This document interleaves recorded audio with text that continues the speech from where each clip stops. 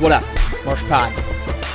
Final Four basketball bedlam edition. UConn and Miami both advance to the national championship game, which will be played on Monday. Huge afternoons from Jermaine McLemore and Alex Karaban to push UConn and Miami to the national title game. Breaking it down, we're going to preview the title game as well, but let's start with the UConn win. We're clinging notably kind of absent in this one. Karaban was the leading scorer. Fareed Redmond with 13 points on 4 of 5 shooting was the second highest scorer for UConn.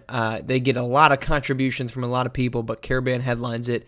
This was going to be the worst case scenario for Kansas, going up against a talented big man who really was able to slow down Madison Miles, who was able to slow down Jabbar Wilson. I mean, you look at the opening couple games from Jabbar Wilson. He had 26 and 11 against Texas Tech. He had 19 in the win over UCLA.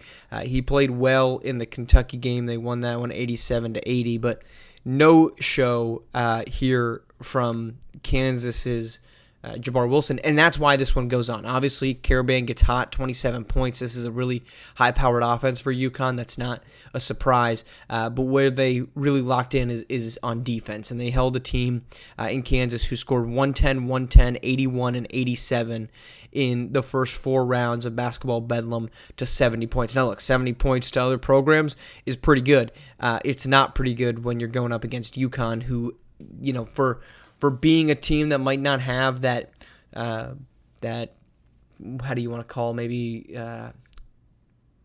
headline-worthy superstar like Jermaine McLemore has been for Miami, like Jamison Johnson, DJ Wagner have been for Kentucky.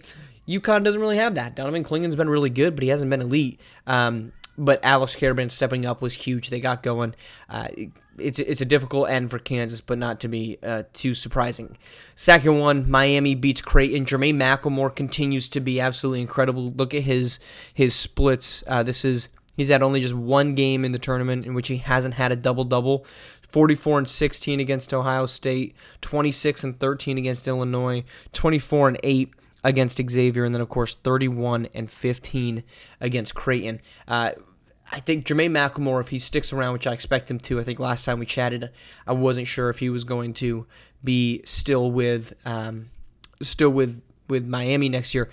I think he's going to be. But he has put himself, whenever he goes into the SWBA draft, Jermaine McLemore has put himself now into a position where he can be top 15 pick, top 10 pick. I mean, you just look at his body of work shows that it should be averaging huge minutes or huge numbers all season long for an offense that's just been unstoppable. Good supporting efforts from Dominic Bianco, 17 and 5, and Edgar Fernandez. But for Creighton, they lost this one because they did what every other team in the nation has been unable to do as well, and that is stop Miami's offense. You look at their scores: Ryan Kalkbrenner, 25 and 13, Baylor Shireman, 24 and 9, Quan Singleton, 26 and 4 assists. Shireman had 9 assists in that one. Those 3 guys combined for, quick math here, 85 points of Creighton's 92. So all but 7 points were scored by those 3. Huge nights, but that's been the issue with Miami, right? No team has been able to step in, take them on head-to-head, and Creighton tried to beat them at their game, high-octane games. These are the scoring outputs of Miami through now including this one: 105 against Grambling State, 129 against Ohio State, 97 against Illinois, 97 against Xavier, and now, of course, 104. If there's any semblance of a positive, it's that their last 2 games have been by 11 and 12-point differentials. Again, they have not played a game in which they've won and the point differential is less than 10. It doesn't happen there. So Creighton just they did what has happened to every other team in the country. They're unable to slow down this team. They get second chance looks from Jermaine McLemore on the glass and Norshad Omer as well on the glass. Omer had a fantastic game against Xavier. You know, he had 7 rebounds last night. We're recording this on Sunday, so on Saturday night. I mean, just Miami just does what Miami does. Headed to the national championship game, I don't know that UConn. I mean, first off, the fact that UConn's here, right, after they have that dud against DePaul in the Big East Conference opener, the fact that they're here right now, and they didn't look exceptional. I mean, they beat TCU by 1. FAU hung around in a 12-point win. Alabama was right with them. They finally looked dominant against Kansas, but they're going to have their work cut out for them trying to slow down McLemore and Bianco. Donovan Clingan is going to be the key for this. If Donovan Clingan can play well, you're going to put him on Jermaine McLemore if you're UConn. You're going to put him on Jermaine McLemore, and you're going to just stay, let's attack the glass, let's own the glass, and if we can do that, UConn's pathway to a victory is there. That being said, the other piece that they're going to have to do is they're going to need a big night from Fareed Redmond on the defensive end and Alex Caravan on the defensive end, because you need an answer for Dominic Bianco.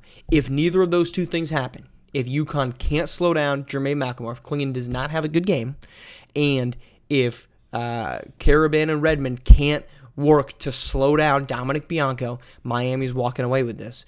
But those are two things that I think are very, very much on the side of UConn. Not necessarily on the side, but those are things that you have to feel confident going in that you can accomplish. But again, if those two things don't happen, this is Miami's championship. I picked Miami at the beginning. I'll obviously ride with that, but that's going to be the key to this one. McLemore versus Clingan, and which one of them can survive, because McLemore has been the best player maybe in the country during this tournament, but most certainly for the University of Miami. One side note, NIT was rolling through. The NIT Draw 1 final saw New Mexico take down Purdue 82-63, 26 points from Ireland early. That one was on Friday night. And then NIT championship game, which was earlier tonight here. Again, we're recording this on Sunday. New Mexico beats Drake 104-72. Ireland early with 19 points in that. So big nights from Ireland early to carry New Mexico. Another proof point of why, as SimWorld Prep expecting to see more signings coming, why it's so important for players to choose where it makes sense for them, because Ireland early could have gone to a Kentucky and got lost on the bench, to a UCLA. I mean, he had those type of offers on the table, but they were first, fifth to sixth men. He is starring for New Mexico and just led them to an NIT championship. Is it a national championship? No, it's not. It's not doing what Dominic Bianco's doing. But 26 against Purdue, who was expected to be a contender for the national championship. They don't even make it. Zach Edey had 21 in that one.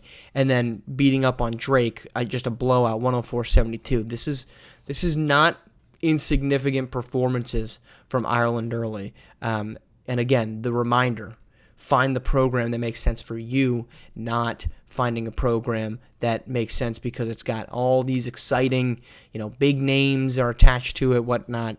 That's not where it matters. That's our show. We're going to be coming back, obviously, on SimWorld today. By the time you listen to this, it's for Tuesday morning. We'll be back on a broadcast as well, as SimWorld TV gets back to rolling on Tuesday, joining Maestro for some H-Town Hoopers Gulf Coast Lockdown at 8 p.m. on Tuesday. But a full slate of action coming your way this week. Plenty of big ones, so making sure we're tuning in there. Appreciate you joining us on this one. We will talk to you tomorrow morning. But again, telling you listen to this on SimWorld today.